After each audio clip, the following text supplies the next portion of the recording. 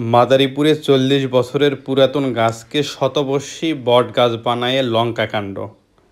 বাড়ি করার জন্য গাছটি বিক্রি করলে ক্রেতারা গাছটি কাটা শুরু করলে এই লঙ্কাকাণ্ডের ঘটনা ঘটে। এই ঘটনাকে কেন্দ্র করে উপজেলার প্রশাসন, বন বিভাগ, পুলিশের ঊর্ধ্বতন কর্মকর্তাদের নাজেহাল অবস্থা। করা হয়েছে ৩ সদস্যের তদন্ত কমিটি। যৌথ সংবাদ সম্মেলনে বিষয়টি ব্যাখ্যা দিয়েছে উপজেলা নির্বাহী কর্মকর্তা, পুলিশের ঊর্ধ্বতন কর্মকর্তা, বন বিভাগ, জমির মালিক ও গাছের মালিক। বিস্তারিত প্রতিবেদনে। আমাদের মূল কনসার্নটা ছিল এই বিষয়টাকে কেন্দ্র করে যেন কোনো ধরনের আইন শৃঙ্খলা পরিস্থিতির অবনতি না ঘটে। আমরা দেখেছি যে পরবর্তীতে আমরা বিষয়টা খতিয়ে দেখেছি, আমাদের সেখানে টিম গিয়েছে, খুব তাড়াতাড়ি রেসপন্স করেছি।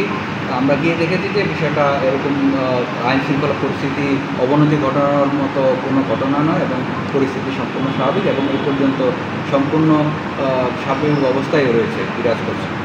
আর বিষয়টা হচ্ছে যেহেতু এখানে উপজেলা প্রশাসনের ৩ সদস্য বিশিষ্ট একটি অনুসন্ধান কমিটি গঠিত হয়েছে, তারা বিষয়টা অনুসন্ধান করছেন, তাদেরকে সর্বাত্মক সহযোগিতা করে যাচ্ছে। আমরা আমাদের সদর থানা, মডেল থানা পুলিশ এখানে সর্বাত্মক সহযোগিতা করছে, আইন শৃঙ্খলার যে কোনো সহযোগিতা আমরা করছি।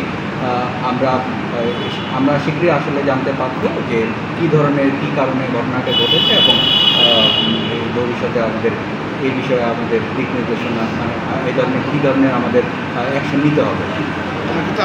বট গাছের কিছু অংশ, বট গাছের আংশিক কাটা নিয়ে একটি নিউজ কিংবা একটা ভাইরাল অবস্থা তৈরি হয়েছে।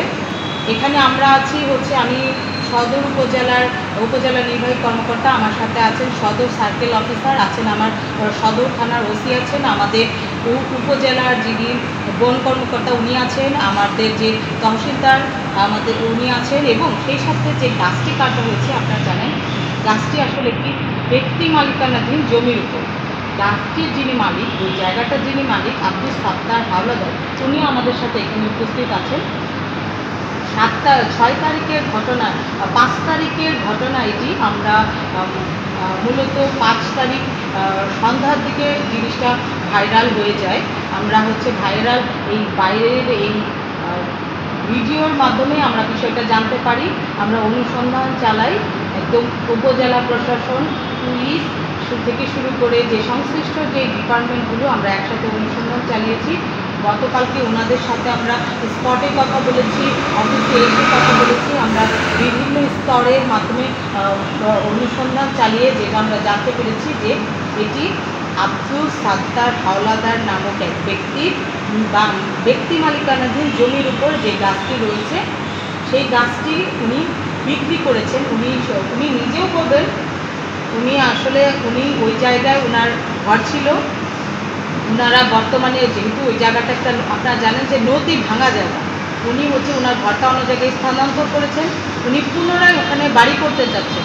সেই বাড়ি করার জন্য উনি ওনার জায়গাটা পরিষ্কার করা দরকার। সেই পরিষ্কারের একটা অংশ হিসেবে তিনি জায়গাটি ইব্রাহিম নামক জনৈক ব্যক্তির কাছে উনি বিক্রি করেছেন 1500 টাকা। কিছু অংশ বট গাছের আংশিক কাটা নিয়ে আইন শৃঙ্খলা ধরনের আইন শৃঙ্খলা পরিস্থিতির অবনতি না ঘটে। আমরা দেখেছি যে পরবর্তীতে আমাদের মূল কনসার্নটা ছিল এই বিষয়টাকে কেন্দ্র করে যেন কোনো নিউজ কিংবা একটা ভাইরাল